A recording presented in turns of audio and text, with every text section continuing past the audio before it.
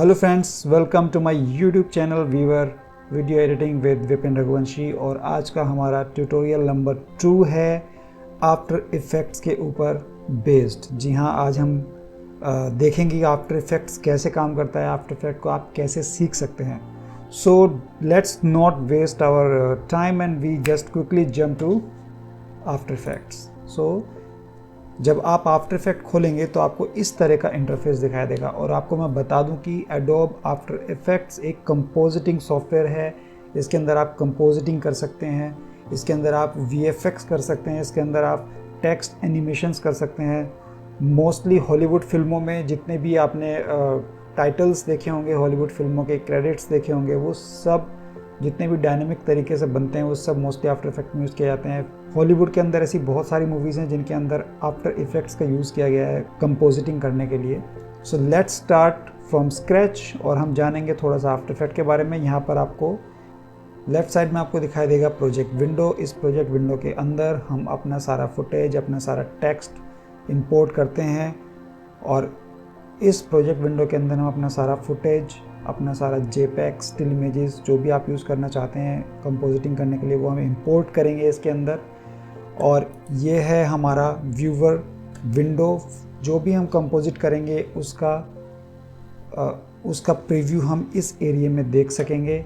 ये हमारा इस टाइम आप देख सकते हैं लिखा है रेंडर क्यू। यहाँ पर जो भी हम अपना कंपोजिटिंग कर लेंगे उसको रेंडर किया जाएगा, फाइनल एक्सपोर्ट किया जाएगा। और दिस इज़ रिटन नन। अभी यहाँ पर कुछ भी नहीं है। None means there is nothing. ये सिर्फ एक सिंबॉलिकल आपको फील दिखा रहा है। यहाँ पर हम बनाएंगे अपना टाइमलाइन और इस टाइमलाइन को आफ्टर इफेक्ट्स के अंदर बोलते हैं कंपोजिशन। सो हम स्टार्ट करते हैं अपने न्यू कंपोजिशन से। आपको जब भी कुछ काम करना होगा तो आपको सबसे पहले एक नया कंपोजिशन आफ्टर इफेक्ट के अंदर बनाना होगा। इसको बनाने के दो तरीके हैं। या तो आप यहाँ से इसको बना सकते हैं, ये देखिए न्यू कंपोजिशन, या फिर आप यहाँ पर प्रोजेक्ट विंडो के अंदर क्रिएट ए न्यू कंपोजिशन पे क्लिक कर सकते हैं। तो ये ऑप्शन आपके सामने आएगा कंपोजिशन सेटिंग, यानी कि हमसे पूछ रहा है कि किस सेटिंग में आपको कंपोजिशन बनाना है। क्या आप मूवीज़ के लिए कंपोजिशन बना रहे हैं, क्या आप यूट्यूब के वीडियो के लिए बना रहे हैं, क्या आप इंस्टाग्राम के वीडियो के लिए बना रहे हैं, वो पूरा डिटेल हमको यहाँ पर फीड करना होगा। और सेम न्यू कंपोजिशन अगर यहाँ पर आप क्लिक करेंगे इस एरिया में तो सेम विंडो यहाँ से ओपन हो सकता है। तो सबसे पहले हमें ये डिसाइड करना है कि हम ये जो कंपोजिशन बना रहे हैं, हम यहाँ पर जो भी कंपोजिटिंग करेंगे या कोई स्पेशल इफेक्ट की चीज़ करेंगे वो किसके लिए है। क्या वो मूवीज़ के लिए है, क्या वो यूट्यूब के वीडियो के लिए है, क्या वो इंस्टाग्राम के वीडियो के लिए है, या वो एक फ़ोन के लिए है, क्योंकि फ़ोन का डायमेंशन वर्टिकल होता है। क्या इंस्टाग्राम रील के लिए है, वो भी एक वर्टिकल डायमेंशन होता है। सो हम उसके अकॉर्डिंग यहाँ पर अपनी सेटिंग्स करेंगे। तो अभी हम यहाँ पर देंगे इसको नाम, कंपोजिशन को बेसिक, और इसको मैं कस्टम कर देता हूँ ताकि मैं आपको बता सकूँ कि डिफरेंस क्या होता है। ये कुछ बने बने प्रीसेट्स हैं, बट हम इसको कस्टम पे लेते हैं। कस्टम पर लेने के बाद हाई डेफिनेशन का साइज़ जो कि बाय डिफ़ॉल्ट फीट था, हाई डेफिनेशन टेलीविज़न या यूट्यूब के लिए भी आप HD रेजोल्यूशन ये यूज़ कर सकते हैं। ये हाई डेफिनेशन का रेजोल्यूशन है। विड्थ में 1920 पिक्सल्स और हाइट में 1080 पिक्सल्स ये हम रखेंगे। ये 16:9 का रेशियो है। पिक्सल्स हम हमेशा स्क्वायर रखेंगे और फ्रेम रेट 25। अगर आप चाहते हैं कि 30 फ्रेम करना है, अगर आपका शूटिंग फुटेज या आपका कुछ ऐसा क्लिप है जो आपने फ़ोन से शूट किया है और उसका फ्रेम रेट जो कि आप अपने फ़ोन की सेटिंग में चेक कर सकते हैं, अगर वो 30 है तो आप यहाँ पर फ्रेम रेट 30 कर सकते हैं, या आपका शूट का फुटेज 25 हो तो आप 25 कर सकते हैं। जिस भी फ्रेम रेट का आपने फुटेज शूट किया है अपने फ़ोन से, अपने कैमरा से, तो कोशिश कीजिए try to match that here. Same रखेंगे तो आपका वीडियो एकदम स्मूथ बनेगा। अगर बाई चांस, बाई मिस्टेक आपने 30 फ्रेम पर शूट कर लिया और आप उसको 20 फ्रेम पर कन्वर्ट करके एडिट करना चाहते हैं तो आप कर सकते हैं, बट वो लिटिल जर्क आपको फील होगा। उसका भी एक ट्रीटमेंट है जो कि हम आगे वाले ट्यूटोरियल्स में बताएंगे। रिजोल्यूशन फुल, यानी कि आपको फुल क्वालिटी ये दिखाई देगा। जब हम कंपोजिशन पे कुछ कंपोजिटिंग करेंगे तो आपको फुल क्वालिटी में प्रीव्यू कराएगा। यहाँ पर है हमारा टाइम कोड, किससे स्टार्ट करना है। तो हमेशा हम 0 से ही स्टार्ट करते हैं। अगर आप चाहें तो यहाँ पर 1 कर सकते हैं। ये लास्ट के 2 डिजिट फ्रेम को रिप्रेजेंट्स करते हैं।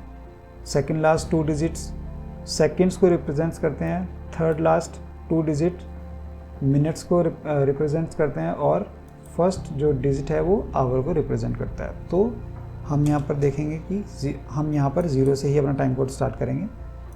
और ड्यूरेशन जैसा कि मैंने आपको बताया, ये आवर है, मिनट है, सेकेंड्स है और ये फ्रेम्स हैं। फ्रेम्स मीन्स 25 फ्रेम, और 25 फ्रेम जब कंप्लीट चलते हैं उसके बाद वो 1 सेकेंड में काउंट होता है, क्योंकि फ्रेम पर सेकेंड, 1 सेकेंड में 25 फ्रेम हमारे वीडियो के चलेंगे। And what is frame? Frame is basically a picture, a single image. The video is a sequence of frames. The video is a sequence of images. इसलिए वो हमें एक video जैसा feel होता है, लाइक एक मोशन में फील होता है कि अदरवाइज वो है सिंगल पिक्चर्स ही। तो 25 पिक्चर्स 25 फ्रेम्स पर सेकेंड हमारे चलेंगे। तो हम यहाँ पर फ़िलहाल प्रैक्टिस के लिए इसको हम 10 सेकेंड का ड्यूरेशन फिक्स कर देते हैं, उसको क्लिक करते हैं ओके। जब हमने कंपोजिशन को बनाया था उस टाइम पर हमने ये ध्यान नहीं दिया था कि हमारी कंपोजिशन का कलर रेड है कि नहीं है, ये रेड हो गया है।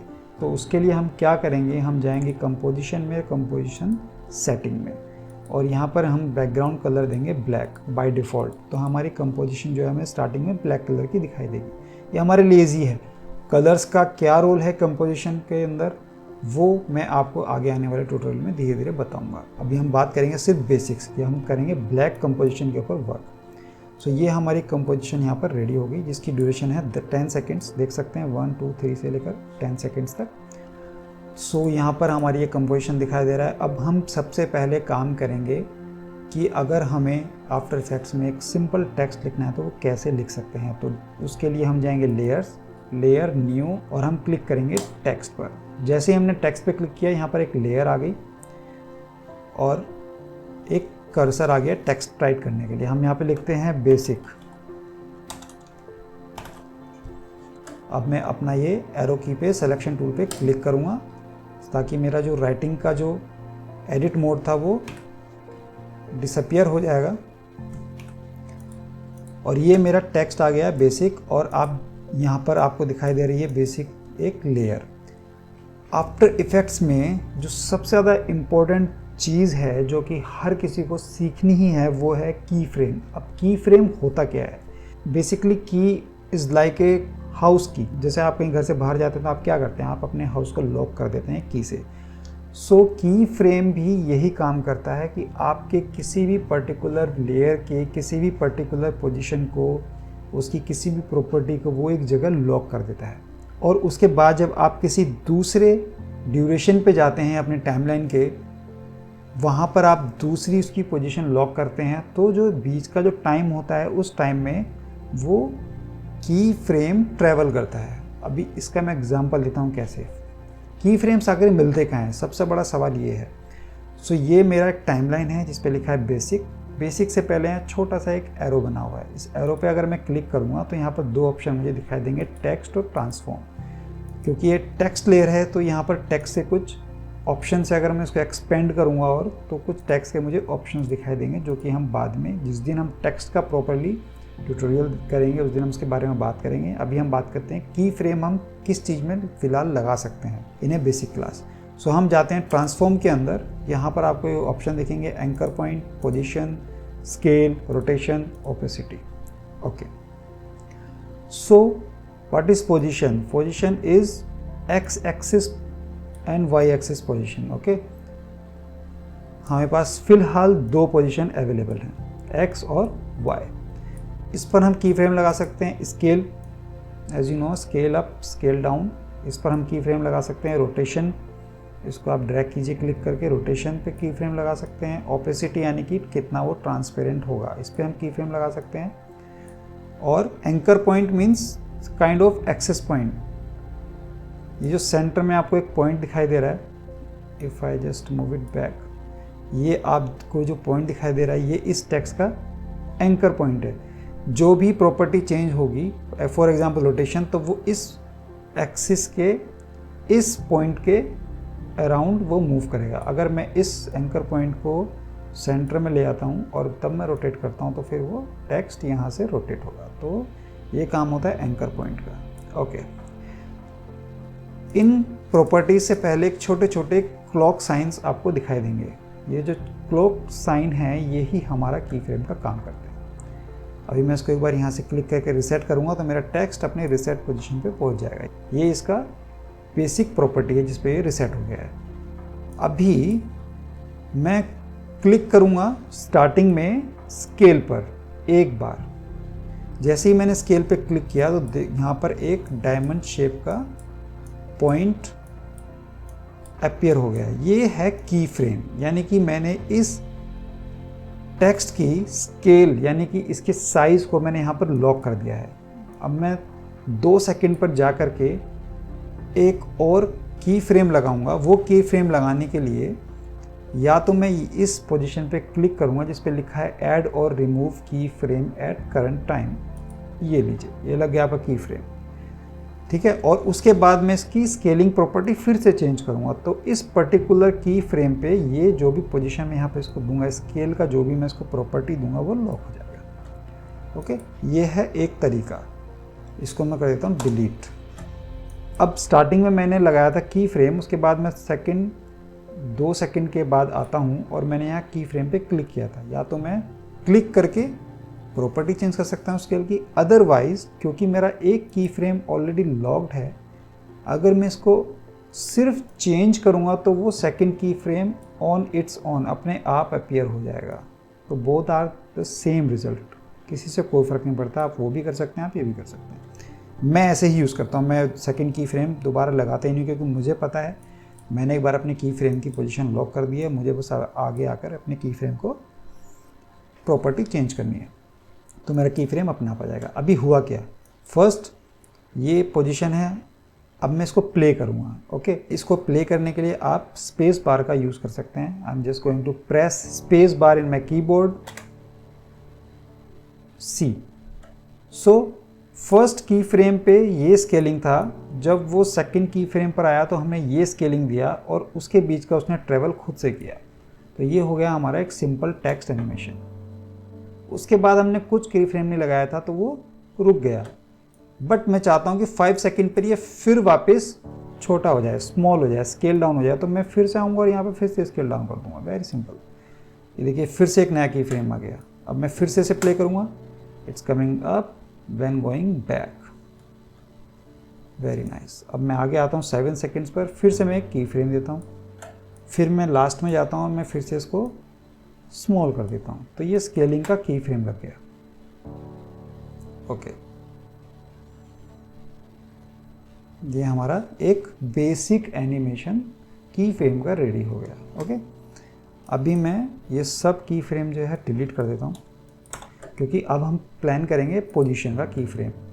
अब मैं 2 सेकंड पर आता हूँ, इसका पोजीशन मैं चेंज कर देता हूँ लाइक दिस, या फिर आप अपने माउस कर्सर से क्लिक एंड ड्रैग कर सकते हैं लाइक दिस।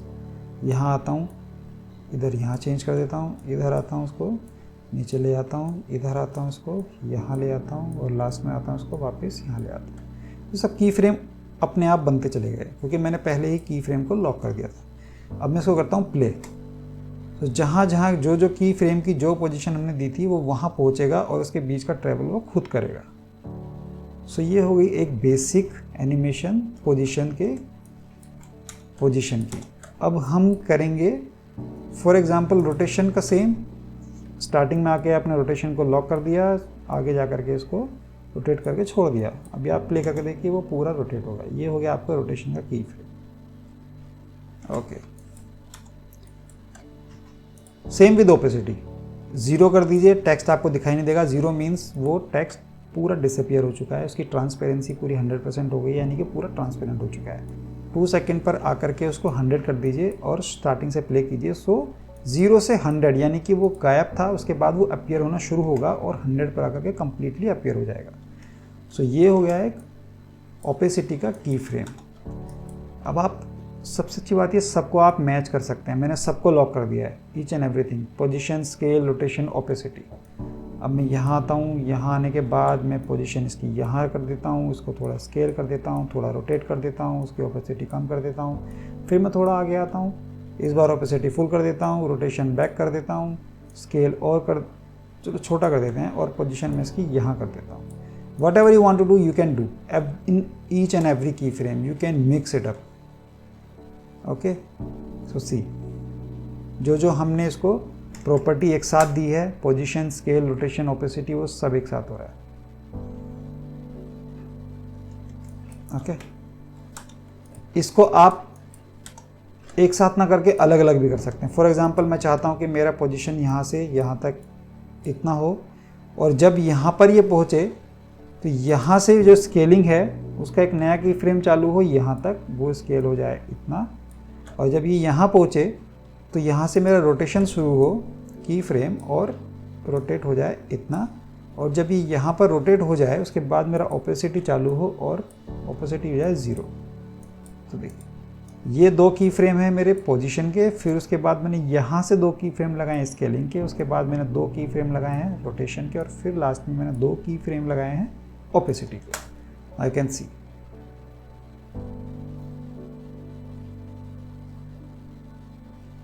सो ये हो गया की फ्रेम का बेसिक इंट्रोडक्शन. ओके, इसकी प्रैक्टिस आपको करनी ही पड़ेगी. अगर आप की फ्रेम की प्रैक्टिस नहीं करेंगे तो आप आफ्टर इफेक्ट पे कंट्रोल नहीं कर पाएंगे. अगर आपको आफ्टर इफेक्ट सीखना है, अगर आप ये की फ्रेम का पैटर्न समझ गए, किस तरीके से इसको यूज़ करना है, ये वीडियो चाहे तो आप दोबारा से देख सकते हैं शुरू से. अगर ये पैटर्न आप समझ गए कि ये की फ्रेम को कैसे यूज़ करना है, तो यू ट्रस्ट मी, आपका 25% आफ्टर इफेक्ट यहीं ख़त्म हो चुका है. यही की फ्रेम, बेसिक की फ्रेम कंप्लीटली आफ्टर इफेक्ट में आपको सपोर्ट करेंगे, फुल आफ्टर इफेक्ट में, वट एवर यू डू. सो ये था एक हमारा सिंपल सा की फ्रेमिंग का पैटर्न कि उसको कैसे यूज़ करते हैं, हाउ टू यूज़ की फ्रेम्स. अभी मुझे इस टेक्स्ट को चेंज करना है, तो क्या करूँगा, I want to write pro in the place of basic. So just double click on this layer, इस लेयर पर डबल क्लिक कीजिए, टेक्स्ट आपका सेलेक्ट हो जाएगा. Now right professional. ओके, अब मैं इसको सेलेक्ट करता हूँ, इस प्लेबैक हेड को मैं स्टार्टिंग में ले जा कर छोड़ता हूँ, और राइट साइड में यहाँ पर मुझे दिखाई दे रहा है, राइट साइड में मुझे यहाँ पर ऑप्शन दिख रहा है इफ़ेक्ट्स एंड प्रीसेट्स. ओके, अगर ये आपको नहीं दिखेगा तो आपको विंडोज़ में जाना है. विंडोज़ में जाने के बाद यहाँ पर आपको दिखेगा इफ़ेक्ट्स एंड प्रीसेट्स, और आपको उस पर क्लिक करना है. जैसे आप उस पर क्लिक करेंगे वो इफ़ेक्ट एंड प्रीसेट्स जहाँ भी हिडन होगा आपके सामने इधर ऐसे खुल जाएगा, ओपन हो जाएगा. सो अभी इट वाज लाइक दिस, और इस पर क्लिक किया तो ये इफेक्ट एंड प्रीसेट्स ओपन हो गया. ओके, सो मेक श्योर कि आपकी टेक्स्ट की लेयर सेलेक्टेड है और आपका प्लेबैक हेड स्टार्टिंग में है. अब मैं जाऊंगा एनिमेशन प्रीसेट्स में. हम स्टार्ट करेंगे सिंपल बेसिक प्रीसेट से, ताकि आपको चीज़ें समझ में आ जाए. एनिमेशन प्रीसेट में जाएंगे, टेक्स्ट ऑप्शन के अंदर जाएंगे, क्योंकि हम अभी फ़िलहाल टेक्स्ट के ऊपर इफेक्ट लगा कर देखना चाहते हैं, कुछ बने बनाए इफेक्ट. और इसमें हम जाएंगे एनिमेट इन में. ओके, एनिमेट इन यानी कि ऐसी एनिमेशन जो इनिशियली 0 पॉइंट से स्टार्ट होगी. तो हम सबसे पहले इस एनिमेशन को होल्ड करेंगे और अपने टेक्स्ट पर ला करके ड्रैग कर देंगे लेयर पे. देखिए वो गायब हो गया, क्योंकि वो कुछ तो वो करेगा वहाँ पे. वो कैसे करेगा उसका पता लगेगा जब हम आपको प्ले करेंगे इसको हम. ये देखिए, वाओ, इट इज़ नाइस. सो एक पैटर्न रेडी है बना बनाया, जिसमें टेक्स्ट कैसे अपीयर होगा इफेक्ट के साथ. अब मैं इसको Ctrl Z करूँगा. Ctrl Z मीन्स अंडू, और वो इफेक्ट मेरा चला गया. अभी मैं कुछ और इफेक्ट डाल के देखूँगा. Decoder fade in, let's see, play, see, it's very nice. ये बहुत सारी मूवीज़ में देखा होगा. ओके, सो अब मैं 0 से स्टार्ट जब इसको करता हूँ तो ये इफ़ेक्ट मेरा ऑलमोस्ट 4 सेकंड तक चलता है. बट अगर आप चाहते हैं कि ये इफ़ेक्ट मेरा 2 सेकंड पे ही ख़त्म हो जाए, यानी कि एनिमेशन और फास्ट हो जाए, तो क्या करेंगे. सो उसका तरीका है, आपको ये अगेन अपने लेयर से पहले जो एरो की है उसको एक्सपेंड करना है. ओके, जैसे आपने उसको एक बार एक्सपेंड किया तो आपको 2 की फ्रेम दिखने शुरू हो गए, यानी कि वो की फ्रेम जो है आपके टेक्स्ट एरिया में लगे हुए हैं, ना कि ट्रांसफॉर्म में, क्योंकि ये इफेक्ट है बना बनाया. वो इफेक्ट लगा टेक्स्ट पे. अब हम जाएंगे टेक्स्ट को एक्सपेंड करेंगे, तो फिर से देखिए कहाँ पर है, एनिमेटर 1 के अंदर ये की फ्रेम लगे हुए हैं. हम इसको फिर से एक्सपेंड करेंगे तो हम देखेंगे रेंज सेलेक्टर में ये इफेक्ट लगा हुआ है. हम इसको फिर से एक्सपेंड करेंगे और ये आ गए हमारे की फ्रेम डायमंड शेप. सो हम इसको होल्ड करेंगे और इसको ड्रैग करके लेफ्ट साइड में 2 सेकेंड पर ला के छोड़ देंगे. और अब स्टार्टिंग से प्ले कीजिए और एनिमेशन हुई फास्ट। बहुत सिंपल है। ओके, एक शॉर्टकट बताता हूँ। अगर आपको देखना है कि इतना एक्सपेंड नहीं करना चाहते हैं कि अब यहाँ जा रहे हैं फिर ये क्लिक कर रहे हैं फिर ये क्लिक कर रहे हैं, सो द शॉर्टकट की इज़ आप अपने लेयर को सेलेक्ट कीजिए और press you. Okay, you for umbrella, press you in your keyboard और जो भी की फ्रेम लगा होगा वो डायरेक्टली सामने अपीयर हो जाएगा। This is the shortcut. पहले इसलिए नहीं बताया क्योंकि आपको पता होना चाहिए कि की फ्रेम्स एक्चुअली मिलते कहाँ हैं। सो अभी इसको आप ड्रैग करके और फास्ट कर सकते हैं। You can make it so fast, और फास्ट कर सकते हैं what ever you like. Slow कर सकते हैं जितना आप स्लो करना चाहें अपनी म्यूज़िक के हिसाब से, अपने वीडियो के हिसाब से। ओके, सो इसको हम करते हैं delete. Okay, for example delete से मुझे याद आया, अगर आप चाहते हैं कि अब ये जो इफेक्ट हमने लगाया है इसको डिलीट कैसे किया जाए, सो इसको डिलीट करने के लिए सिंपल सा तरीका है, एक्सपेंड कीजिए टेक्स्ट को और एनिमेटर 1 जो आपका लिखा है एनिमेटर 1, ये जो हमने प्रीसेट्स लगाए ये एनिमेटर्स हैं, एनिमेटर 1 को आप डिलीट कर दीजिए, सो वो डिलीट हो जाएगा। अभी हम जाते हैं किसी और इफेक्ट के अंदर। Okay, let's go to the 3D text. 3D text क्या काम करता है, 3D टेक्स्ट को ड्रैग एंड ड्रॉप करेंगे अपने टेक्स्ट लेयर पे एंड सी, थोड़ा डायनेमिक इफेक्ट है, अलग तरीके से थोड़ा प्रेजेंटेशन है, थोड़ा 3D फील देने की कोशिश है। हालांकि 3D नहीं है हमारा टेक्स्ट प्लेन 2D है क्योंकि हमारे टेक्स्ट में डेप्थ नहीं है। अब अगर मैं आपको बोलूं कि ये जो पोजीशन है हमारे पास x पोजीशन है, हमारे पास y पोजीशन है, लेकिन हमारे पास z या z पोजीशन नहीं है, which is 3D position. Okay, the third dimension 3D position. So उसको अगर हमारे इस टेक्स्ट में हमें अप्लाई करना है, सो उसको कैसे अप्लाई करेंगे, तो सिंपल सा तरीका है, ये आपको एक यहाँ बॉक्स दिखाई देगा 3D लेयर, उसके नीचे एक चेक बॉक्स है, इस पर आप सिंपल इस लेयर के सामने क्लिक करेंगे। जैसे ही आप क्लिक करेंगे आपका टेक्स्ट अभी 3D स्पेस में कन्वर्ट हो गया है।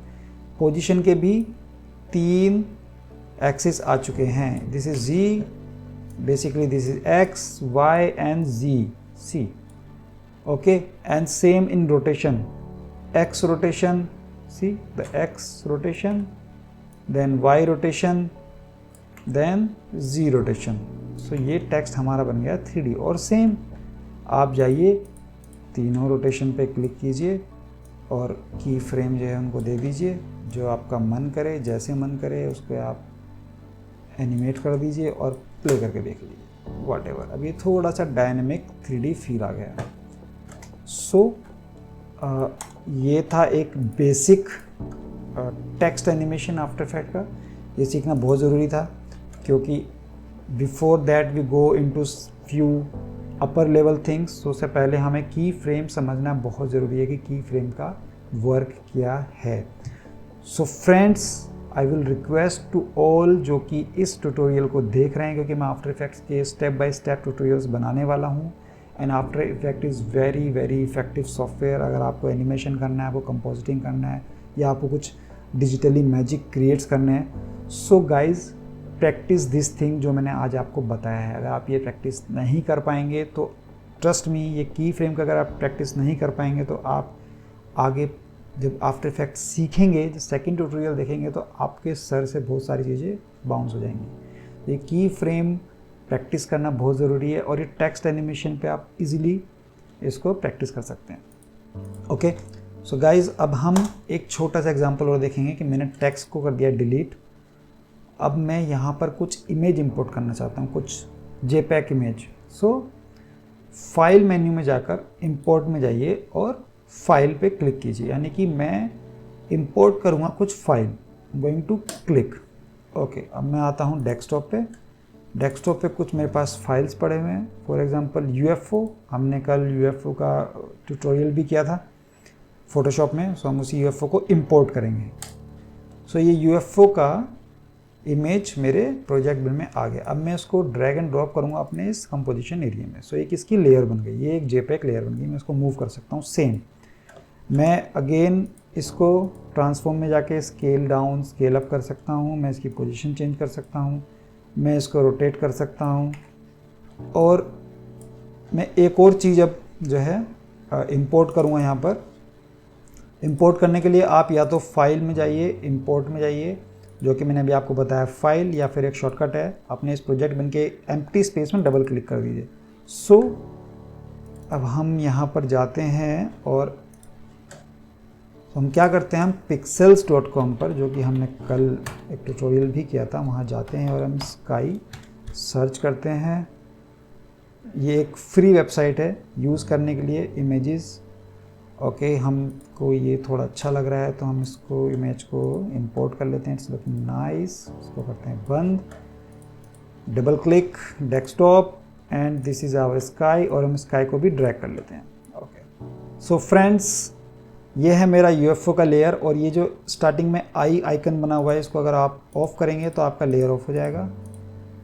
और अगर मैं इस यूएफओ के लेयर को ड्रैग करके नीचे ले आऊँगा तो मेरी यूएफओ की लेयर इस स्काई लेयर के नीचे दब जाएगी, वो दिखेगी ही नहीं। तो जो भी लेयर ऊपर रहेगी वो पहले दिखाई देगी, ये हमेशा हमें ध्यान रखना है। ओके, तो मैं इसको स्वैप कर देता हूँ। सो हमारी जो स्काई की जो लेयर है वो मुझे लगता है थोड़ा साइज़ उसका ज़्यादा है, तो उसका हम थोड़ा साइज़ कम करते हैं।